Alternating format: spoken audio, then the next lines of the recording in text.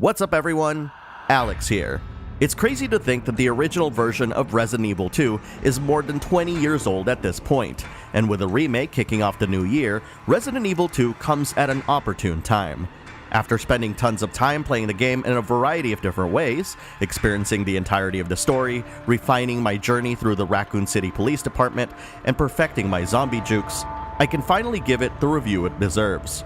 So grab a flashlight, some first aid sprays, and buckle up for a trip back to Raccoon City as we review Resident Evil 2 hours later. Resident Evil 2 happens during the events of the Raccoon City zombie outbreak in 1998. You play as either Leon Kennedy or Claire Redfield as you try to uncover the secrets behind the outbreak and attempt to flee the city, survivors in tow. But fleeing Raccoon City once isn't enough. Like the original version, Resident Evil 2 contains a second scenario after finishing the game, allowing you to replay through a remixed version of Raccoon City while experiencing the other character's story. It's only by finishing this second scenario that you'll experience Resident Evil 2 in its entirety, so don't make the same mistake I did when I played the original game. Unlike most remakes, Resident Evil 2 plays completely different from the original game. Instead of the classic fixed camera with tank control style that the series popularized on the PS1, Resident Evil 2 is played entirely through an over-the-shoulder camera, much like Resident Evil 4 before it. This change meant that the game had to be rethought and rebalanced from the ground up, as if it were a completely new game. One such consideration was that due to the new control scheme, players were now able to easily aim at different parts of a zombie and can easily move around them, thanks to the absence of tank controls. It's because of this that the developers felt that they needed to make aiming at different parts of a zombie more important, giving players a chance to slow down zombies by shooting their legs, or preventing them from grabbing you entirely by shooting off their arms. This adds an additional layer of strategy to the game that wasn't there before, and it's a welcome addition given how quickly an area can be overrun with them. Another very big change in Resident Evil 2 is the combination of the combat knife and self-defense daggers into one item, the latter of which was popularized in the Resident Evil HD remake. The end result is an item that has limited durability, one that degrades dramatically should you use it to prevent zombies from biting you up close, but degrades slowly should you use it as a weapon. This creates a player choice at every opportunity a zombie grabs you for a bite, forcing you to quickly think whether it's worth risking your knife's durability so as to not utilize health items to recover. This might sound like hyperbole, but that's one choice that felt so much more important to me than many other story choices I've made with other games in recent memory. The in-game map of Resident Evil 2 received an upgrade as well, keeping track of items, locked doors, and puzzles you brushed past. You can also check any of these encountered locked doors on the map and see what it needs to be unlocked. Longtime fans might think that the new map makes the game easier, saying that remembering what to bring to and from each area is crucial to the spirit of the original. But I'd argue that it also adds to the frustration of playing the game. There's nothing more frustrating than spending time to clear or run past some newly spawned zombies in a hallway leading to an objective, only to reach said objective and realize that you brought the wrong items all along.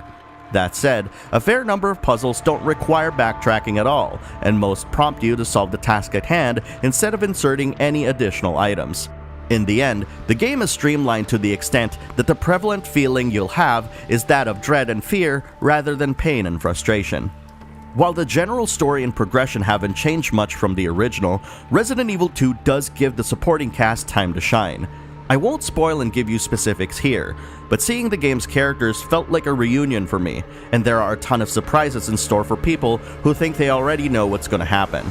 Speaking of surprises, zombies and lickers aren't the only things you'll need to worry about in the game as well, but I won't spoil them for you either.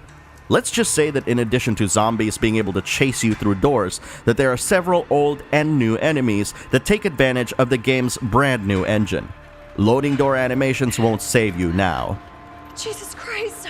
As mentioned prior, I played through Resident Evil 2 on both standard and hardcore difficulty, and apart from zombies taking more hits to take down, there's a large number of differences between the two.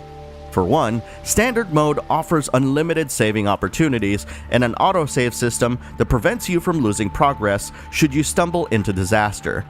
Hardcore mode not only removes both of these, opting for the series' traditional limited saves by way of ink ribbons, but also makes the zombies much more aggressive and deal more damage. There was one encounter I had with the zombie on Hardcore that made my health go from fine to danger all in one bite. That aside, Standard mode offers the best balance for new players and players who want to learn the new mechanics of the game, while Hardcore is the ideal mode for players who are huge fans of the series or any player wanting a challenging experience. In order to portray the zombie infestation of Raccoon City more realistically, Resident Evil 2 utilizes the RE engine to its utmost by setting almost every room and hallway in the dark, with only your flashlight and a few light sources to light the way. Not only that, most surfaces in the game, it seems, also feature a fair bit of movement, looking almost water-like upon closer inspection. The combination of these two create an atmosphere where you're both placed in a false sense of security, and yet have a feeling of uncertainty for what's about to happen. And oftentimes, that's just the right kind of feeling in your gut that allows a zombie to creep up behind you. More than ever before, Resident Evil 2 will pit you against yourself, asking you to brave hallways lined with dead zombies, or even make a mad dash to prevent yourself from being surrounded by them. Couple that with some great pseudo 3D audio for players using TV speakers, and of course, full surround sound support, and Resident Evil 2 comes to life, for better or worse. After two very successful games under their belt, I can safely say that the Resident Evil series is in good hands.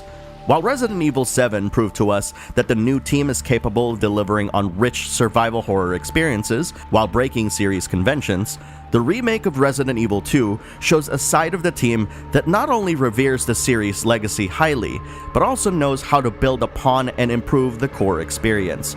Rarely does a remake manage to not only honor its source material, but also alter how it's played, tricking us into feeling things that we might have felt while playing through the original. And as daunting as it is to be tasked with remaking one of the best games in the Resident Evil series, Resident Evil 2 is one of the most complete experiences I've played in a remake since its predecessor, and it's become a high watermark for me when it comes to remaking classic games.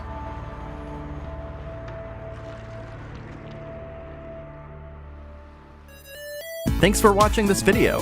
If you like what you watched, please consider supporting me by liking and sharing the video, posting a comment, and subscribing to the channel. Don't forget to click the bell icon so you won't miss any of my new videos. Also, follow me on Twitter at MyBacklogBattle for the latest updates on upcoming videos, or to just chat about video games. Thanks for stopping by, and let's all have fun playing video games.